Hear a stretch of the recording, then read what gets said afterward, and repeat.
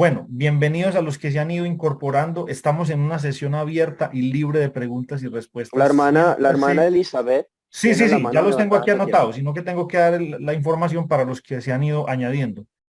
Siéntase en la libertad de hacer sus preguntas. Levante la manito, haga su pregunta por el chat y en el orden en que se vayan planteando las preguntas, vamos a tratar en el tiempo que hemos destinado de responder la mayor cantidad de preguntas que podamos. Eh, Entonces también espero que entienda la dinámica, pero sientas en la libertad. Cualquier pregunta sobre los temas, ámbitos que manejamos en la Escuela de Alejandría, ya teniendo en cuenta que se nos incorporó también nuestro hermano William Márquez, se incorpora ya también el tema de la lengua griega. Recuerdo más o menos los temas de énfasis, aunque cualquier tema que esté en la Biblia trataremos de responder. Vean, temas sobre la lengua hebrea, traducción de textos, manuscritos, etcétera, eclesiología, formatos eclesiásticos, concilio divino, seres celestes, querubines, serafines, ángeles, arcángeles, lo que quiera preguntar de esto, historia del cristianismo primitivo, eh, periodo del segundo templo, manuscritos de Qumran, manuscritos de la Septuaginta, manuscritos griego-hebreos, eh, temas de la lengua griega, alguna traducción que quiera mirar, sobre traducciones bíblicas también que a veces nos hacen preguntas. William, ¿puedes cerrar tu micrófono, por favor, hermano? Aprovechen para hacer este tipo de preguntas. Elizabeth, adelante con tu pregunta, por favor. Gracias.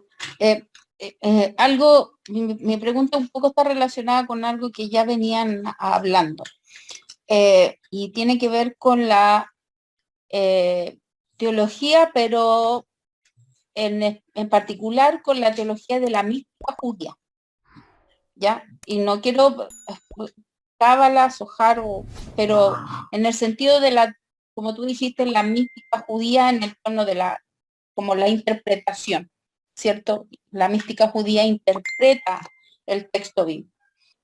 Y en este sentido, la pregunta es, una práctica que hacen lo que se le llaman los sabios de la Torá, es que ellos, los sabios de la Torá en este ámbito de la mística, es que las letras, ya, ellos van haciendo interpretación de acuerdo de las letras, el orden de las letras, y qué va diciendo cada letra en su idea, y van haciendo, como se llama, ciertas interpretaciones de letra por letra. Y eso se hace hoy, y mi pregunta es, me da la sensación que es una práctica que en Qumran también se hacía, en el sentido de que, por ejemplo, un pasaje puede tener múltiples interpretaciones porque tú puedes cambiar incluso el contexto de lo que está diciendo el texto bíblico, si, ¿cómo se llama? No que le cambies letras, sino que el sentido de la idea que está diciendo cada letra las vas modificando, porque es tan amplio el hebreo. Entonces, cuando le ponen, porque yo sé que cuando le ponen ecudot, los dejan en un contexto y lo ponen como meterlo en una caja. Pero cuando le sacan la ecudot, eso es como sacarlo de la caja y empezar libremente a interpretar de acuerdo a las posibles variaciones que te da ese conjunto de letras que, ¿cómo se llama? Y que puede dar contexto distinto. Entonces mi pregunta va con respecto a la literatura de Qumran. En la literatura, a mí yo tengo esa sensación de que en Qumran también se hacía eso, que es lo mismo que se hace hoy en día, en la mística judía. Entonces, me preguntaba si es así, si hay antecedentes de eso, eh, eh, tanto filológicamente, etcétera, etcétera. Mi pregunta me imagino que va para el profe Raúl. Bueno, sí, gracias por la pregunta, Elizabeth. Una pregunta muy interesante. Primero que nada, hay que recordar que las letras con que nos llegó el texto bíblico en el texto masorético no son letras hebreas, son letras arameas. En el imperio medo-persa y antes en el imperio babilónico se adopta la escritura aramea por conveniencia, porque es un sistema alfanumérico y entonces no había que estar lidiando con esas cadenas de números tan complicados como eran los números acadios y los números hebreos. Entonces, por eso se adopta el alfabeto arameo, y eso es lo que ocurre en Qumran. Pero respecto a la interpretación que se hace con las letras, eso no es proveniente de la religión original de Moisés, digámoslo así. Eso viene del zoroastrismo y de cualquier otra influencia religiosa que se les pudo haber pegado a los rabinos en Babilonia. Recordemos que no todo el mundo regresó de Babilonia. Muchas escuelas quedaron en Babilonia, ¿verdad? Y obviamente impregnadas de todo lo que ahí circundaba. Sin embargo, la comunidad de Qumran, y con esto les adelanto algo importante para el próximo año, si Dios lo permite, viene la segunda parte del seminario Sectas, ¿verdad?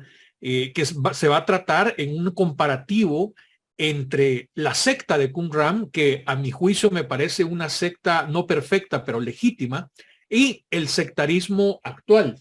Yo estoy estudiando, pero de una manera profunda, el libro que afortunadamente nos hizo partícipe el doctor Adolfo Reutemann, y te puedo decir que los Pesher, la interpretación, que sería el término traducido de la palabra hebrea Pesher, interpretación, se da en el sentido de la sociopolítica que se estaba viviendo en ese momento, pero nunca jamás en cuanto a un uso místico o cabalístico de valores numéricos de las letras, o porque tenga o no tenga Nekudot. Eso también de alguna manera es un mito. El Nekudot lo único que hace es ayudarnos a la pronunciación que a un grupo le pareció en cierto tiempo, ¿verdad? Pero quitarlo o ponerlo no altera la raíz, ¿verdad? Que eso no pierde su valor. Ahora bien, la comunidad de Qumran utilizaba símbolos, sí, por supuesto, utilizaba símbolos. Por ejemplo, a los romanos le llamaba Kitim, al sacerdote que nunca se le menciona por su verdadero nombre, que no estuvo de acuerdo con cómo se estaba metiendo todo lo aprendido en Babilonia al culto del segundo templo, principalmente por la dinastía Asmonea, ¿verdad? Nunca se le llama por su nombre, se le llama maestro de justicia, ¿verdad? Entonces utiliza símbolos, sí, como toda literatura preapocalíptica, digámoslo así.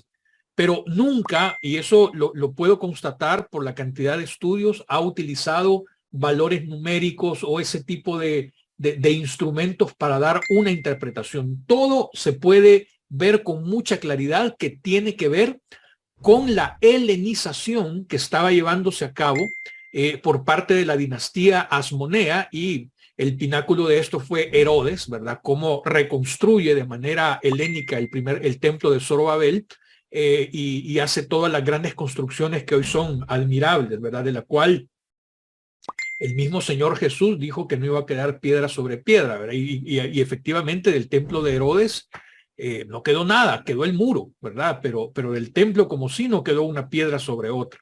En ese sentido, en mi opinión, ¿verdad? Y por cuanto a los estudios que estoy haciendo, no existe una mística de ese tipo en los escritos de Qumran, incluso los escritos sectarios. No lo he podido encontrar de esa manera. Eso podría decirlo, ¿verdad? Todo lo que posteriormente hicieron los rabinos, ya después del siglo segundo y tercero, bueno, esa ya es parte de la cábala, ¿verdad? Y eso ya es algo que incluso hoy en día la religión judía más tradicional, digamos que o se hace el del ojo pacho, ¿verdad? O no mira con agrado, ¿verdad? Esa es otra situación. Y eso podría contestarte, querida Elizabeth. Hermano Raúl, de pronto un datico adicional, estudiando todo este movimiento gnóstico, del cual tal vez lo más emblemático va a ser el cristianismo gnóstico del siglo segundo, y en la primera mitad del siglo segundo, hay unos movimientos, sobre todo algunos líderes, no recuerdo los nombres ahora, pero sí hay unos líderes y hay una fuerte influencia de un judaísmo gnóstico, que donde viene permeado precisamente de todas esas filosofías y religiones orientales. Y hay una tendencia inicial. Eh, Retengo algunas fuentes por allí porque Eusebio de Cesarea en Historia Eclesiástica menciona algunas de estas corrientes, y algunos historiadores modernos han calificado algunos de estos primeros movimientos gnósticos como ni siquiera como cristianismo gnóstico, sino judaísmo gnóstico. Obviamente eso va a desaparecer muy rápido, eso va a desaparecer muy rápido o tal vez va a mutar en otros fenómenos más tardíos, pero sí, concuerdo que es en general con su apreciación. Eso es lo que, no sé si Joshua o William quieran agregar algo, eh, y, y continuamos entonces con otra pregunta.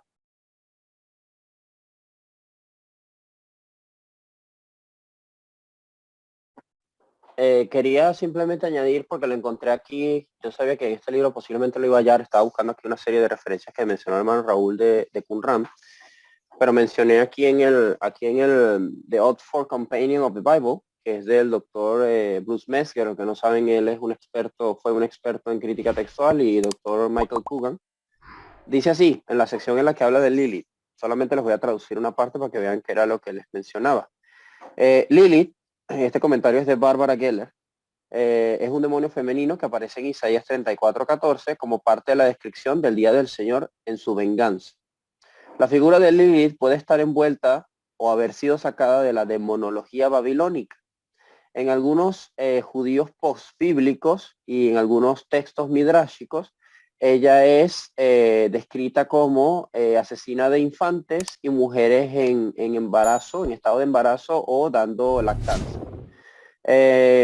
Por esa razón, algunos amuletos eran utilizados contra sus poderes destructivos.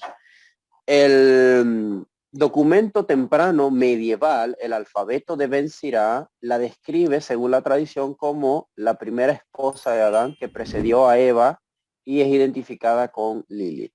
Más adelante habla de una serie de cosas que tienen que ver con el asunto del feminismo que les había comentado, pero aquí pueden ver lo que les mencionaba. Este es un libro que les recomiendo mucho, aquellos que lo puedan conseguir. El problema es que está en inglés, pero es buenísimo. ¿Okay?